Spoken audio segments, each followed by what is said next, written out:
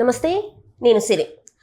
ప్రధానమంత్రి Modi గారైతే AP CM Chandrababu గారిని ప్రశంసలతోనైతే ముంచెత్తున్నారు. మరి ఎందుకు ప్రశంసలతోని ముంచెత్తున్నారు అనే అంశాన్ని మనకి వివరించడానికి మనతో పాటు ఉన్నారు ప్రముఖ సీనియర్ జర్నలిస్ట్ దుర్గా కుమార్ గారు.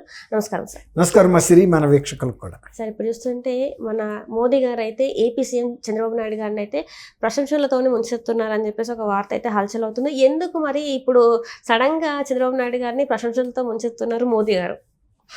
ఇప్పుడు ఎన్డీఏ కూటమిలో చంద్రబాబు నాయుడు గారు చాలా ఒక మేజర్ పార్ట్నర్, పెద్ద భాగస్వామి. అసలు నిజానికి మొన్న ఎలక్షన్స్లో చంద్రబాబు నాయుడు గారు ఒక కీలక భూమిక పోషించారని చెప్పొచ్చు. అంటే బీజేపీ కూటమి ఏర్పాటులో పవన్ కళ్యాణ్ గారు చొరవ తీసుకుని చంద్రబాబు నాయుడు గారిని, మోడీని ఒక దగ్గరికి తీసుకొచ్చారు. అంతకుముందు ఎలక్షన్స్లో చంద్రబాబు గారికి మోడీకి సఖ్యత లేదు. ఇంకోటి ఏంటంటే మోడీ గారికి ఎంత అనుభవం ఉందో చీఫ్ మినిస్టర్గా, తర్వాత చంద్రబాబు నాయుడు గారికి కూడా అంతే అనుభవం ఉంది, అంతకన్నా ఎక్కువ కూడా ఉంది. మోడీ గారి కన్నా కూడా జాతీయ రాజకీయాలను ప్రభావితం చేసిన మొదటి వ్యక్తి కూడా సీనియారిటీలో చంద్రబాబు నాయుడు గారికి ఎక్కువ ప్రాధాన్యత ఉంది. అనేక కూటమి ప్రభుత్వాలు ఏర్పాటులో గతంలో నేషనల్ ఫ్రంట్ లాంటి ప్రభుత్వాల ఏర్పాటులో చంద్రబాబు నాయుడు గారు చాలా కీలక భూమి పోషించారు. అందువల్ల చంద్రబాబు నాయుడు గారు అంటే మోడీ గారికి ఒక సమభావంతో చూస్తాడు. మరి మొన్న 2024 ఎలక్షన్స్ తర్వాత ఒక ప్రధాన భాగస్వామిగా ఎన్డీఏ ప్రభుత్వంలో ఉన్నారు కాబట్టి చంద్రబాబు నాయుడు గారి సలహా సంప్రదింపుల మీద ఆయన ఎక్కువ డిపెండ్ అవుతున్నారు. అసలు ఈవెన్ కూటమికి ముందుగా కూడా ఆయన కొంత ఈయన ప్రాధాన్యతను గుర్తించి ఎప్పుడు ఢిల్లీ వచ్చినా నన్ను కలిసి వెళ్ళండి, కొన్ని విషయాలు మనం చర్చించుకుందాం అని అంత ప్రాధాన్యత ఇచ్చాడు ఆయన. అనుకోకుండా కూటమి ఏర్పాటు అవ్వటం, తర్వాత అందులో ప్రధాన భాగస్వామి అవ్వటం, ఆంధ్రప్రదేశ్లో 135 స్థానాల్లో తెలుగుదేశం తను సొంతంగానే గెలిచింది. తర్వాత భాగస్వామ్య పార్టీలు అన్నిటితో కలిపి జనసేన అండ్ బీజేపీతో 164 స్థానాలు, 16 లోక్సభ స్థానాలు గెలిచి ఒక మేజర్ భాగస్వామిగా ఇవాళ కేంద్రంలో ఉంది. కేంద్రంలో మంత్రివర్గంలో కూడా భాగస్వామిగా ఉంది. కాబట్టి చంద్రబాబు నాయుడు గారి ప్రాధాన్యత చాలా ఉంది. ముఖ్యంగా జమిలీ ఎన్నికల కోసం చేయాల్సిన ఏర్పాట్లు, కొన్ని రాజ్యాంగ సవరణలు జరగాలి. రాజ్యాంగ పరంగా కొన్ని ఫార్మాలిటీస్ పూర్తయితే తప్ప జమిలీ ఎన్నికల బిల్లు పాస్ అవ్వదు. 3/4 ఆఫ్ ద లోక్సభ సభ్యులు పాస్ చేయాలి. అలాగే అసెంబ్లీల్లో కూడా పాస్ అవ్వాలి. చాలా రాష్ట్రాల్లో బీజేపీకి అనుకూలంగా ఉన్న సౌత్లో ఉన్నటువంటి కర్ణాటకలో కొంత ఆయనకి వ్యతిరేకత ఉంది, తెలంగాణలో వ్యతిరేకత ఉంది, తమిళనాడులో వ్యతిరేకత ఉంది. ముఖ్యంగా ఈ 3 రాష్ట్రాల్లోనూ కొంత ఈ బిల్లు పాస్ అవ్వటానికి కొంత సహకరించమని ఆయన కోరటం అయితే జరిగినట్టు చెప్తా ఉన్నారు. రెండోది, ఒరిస్సాలో బీజేపీ ప్రభుత్వమే ఉన్నా అక్కడ ప్రతిపక్షాలతో చంద్రబాబు నాయుడు గారికి ఉన్న పరిచయాల దృష్ట్యా అక్కడ కొన్ని ప్రతిపక్షాలని ప్రభావితం చేసి బిల్లుకి అనుకూలంగా ఓటు వేసే విధంగా చేయమని ఆయన కోరినట్టు తెలిసింది. అసలు మొదట భాగస్వామిగా చేర్చుకున్నప్పుడే చంద్రబాబు నాయుడు గారితో కొన్ని పనులు బాగా జరుగుతాయి. ముఖ్యంగా సౌత్లోను, ఆంధ్రప్రదేశ్, తెలంగాణ, కర్ణాటక అండ్ తమిళనాడు మెయిన్గా. అయితే ఏంటంటే ఒరిస్సాలో ఇతర రాష్ట్రాల్లో కూడా ఆయనకు పలుకుబడి ఉంది కొన్ని గ్రూపులతో. గతంలో నేషనల్ ఫ్రంట్లో ఉన్న భాగస్వాములతో కానీ, వామపక్ష నాయకులతో కానీ, సీనియర్ నాయకులతో ఆయనకు వ్యక్తిగతమైన పరిచయాలు ఉన్నాయి. ఆయన కొన్ని అంశాలు రాజకీయంగా కొంచెం సానుకూలం చేయాలంటే రాయబారం నడపగలిగిన శక్తి చంద్రబాబు నాయుడు గారికి ఉంది. అవతల నాయకులు కూడా ఆయన సలహాలని, సంప్రదింపుల్ని గౌరవిస్తారు అనే భావన అమిత్ షా గారికి ఉంది, తర్వాత మోడీ గారికి కూడా ఉంది.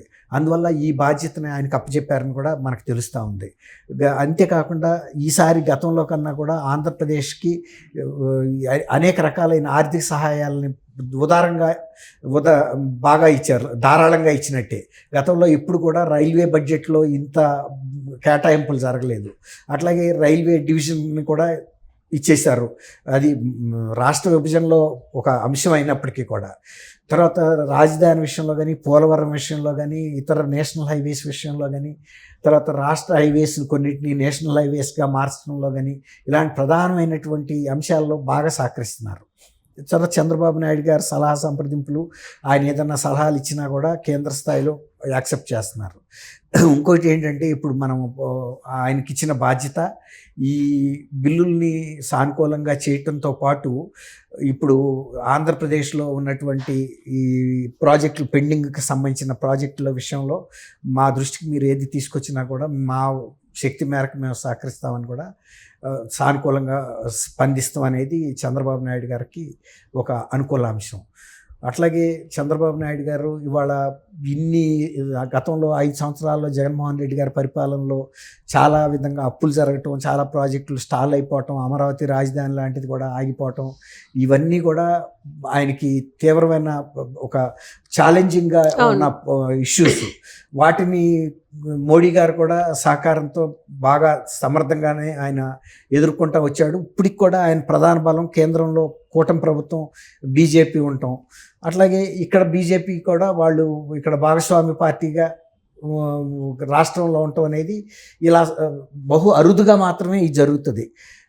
ఈ అన్ని అంశాలని దృష్టిలో పెట్టుకుని మోడీ గారు ఈ బాధ్యతల్ని అప్పగిచ్చాడు. అయితే ఇంకోటి ఏంటంటే కొన్ని ఇబ్బందికరమైన అంశాలు కూడా చంద్రబాబు నాయుడు గారికి ఉన్నాయి.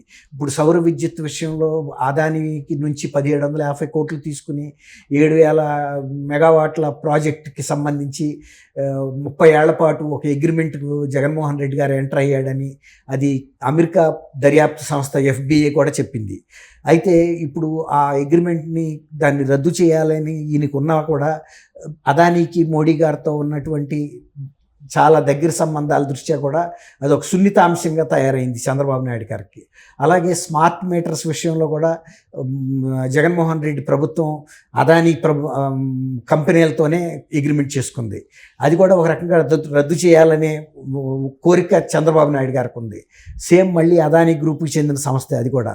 మోడీ గారితో ఉన్న సన్నిహిత సంబంధాల దృష్ట్యా అదానీతో కూడా ఇది రద్దు చేసుకోవటానికి కొన్ని సాంకేతిక పరంగా కూడా చట్టపరమైన అంశాలు కూడా ఉన్నాయి.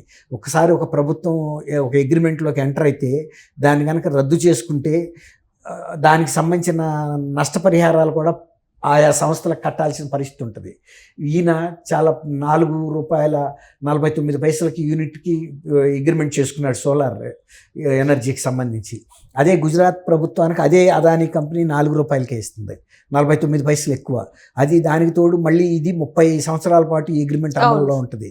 30 సంవత్సరాల పాటు అంటే ఈ టెక్నాలజీలు చాలా త్వరగా మారిపోతున్నాయి. తర్వాత సోలార్ ఎనర్జీ సాంప్రదాయేతర ఇంధనాల ప్రోత్సాహకం కేంద్ర ప్రభుత్వం ఇస్తుంది. ప్రతి ఇంటికి సోలార్ యూనిట్లు పెట్టినప్పుడు అసలు ఎవరికి కూడా విద్యుత్ అవసరం బయట నుంచి తీసుకునే పరిస్థితి రాకపోవచ్చు. వచ్చే 4-5 ఏళ్లలో కూడా కొంత మార్పు జరుగుతుంది. అట్లాంటప్పుడు ఈ తప్పనిసరిగా అదానికి మనం వాడినా వాడకపోయినా కట్టాల్సిన పరిస్థితి ఉంది. ఇవన్నీ కూడా చట్టపరంగా కూడా ఆలోచించాలి. వీళ్ళు న్యాయ నిపుణులతో ఆలోచించాలి. తర్వాత సాంకేతిక పరమైన ఆలోచన చేయాలి. 30 ఏళ్లలో ఎంత టెక్నాలజీ మారుతుంది, అసలు అప్పుడు ఈ ఇంధన అవసరం మనకు ఉంటుందా, విద్యుత్తు సౌర విద్యుత్తుది, ఇవన్నీ కూడా కొన్ని ఇబ్బందులు కూడా ఉన్నాయి. వీటిని అదానీకి మోడీ గారికి ఉన్న సన్నిహిత్య కూడా చంద్రబాబు నాయుడు గారు ఆచితూచి వ్యవహరిస్తూ ఈ సున్నితమైన సమస్యని ఎలా పరిష్కరించాలని కూడా ఆయన ఆలోచన చేస్తున్నారు. Right sir, right. Thank you so much. Thank you అమ్మా సిరి, మన వీక్షకులు.